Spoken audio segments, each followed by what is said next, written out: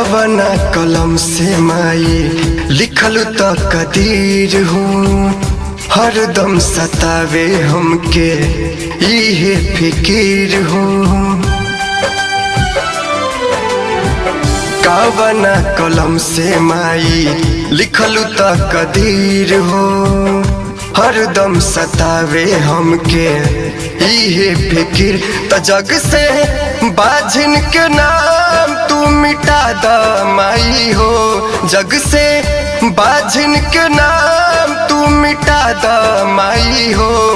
एगो बलका बिना सुन बावे गोदिया मोर, अचरा में फूल तू खिला द माई हो। एगो बलका बिना सुन बावे गोदिया मोर, अचरा में फूल तू खिला द माई हो।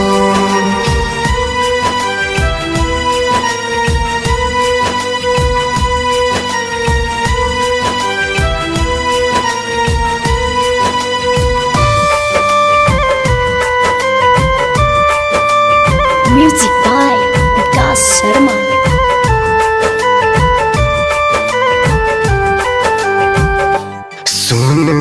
सुनी के ताना जग के जियल नहीं जाए मुँह, देखल न चाहस पिया दिल बिसराए।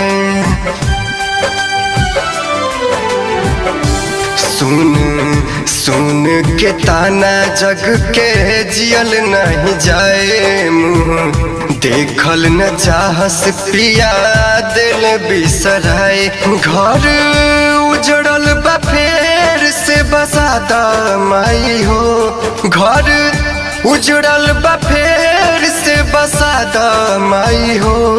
एगो बलका बिना सुन बावे गोदिया मोर, अचरा में फूल तू खिला द माई हो। एगो बलका बिना सुन बावे गोदिया मोर, अचरा में फूल तू खिला द माई हो।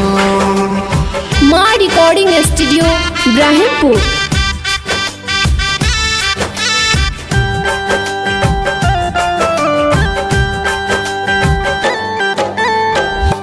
माई हमहू कहाई ललसा लागल बहो तुहरा, कृपा से कितना भाग जागल बहो।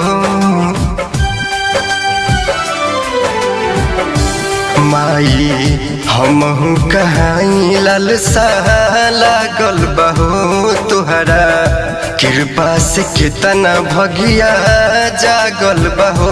परबिन रंजना से जिंदगी सजा द माई हो, परबिन रंजना से जिंदगी सजा द माई हो। एगो बलका बिना सुन बावे गोदिया मोर, अचरा में फूल तू खिला द माई हो। एगो बलका बिना सुन बावे गोदिया मोर, अचरा में फूल तू खिला द माई हो।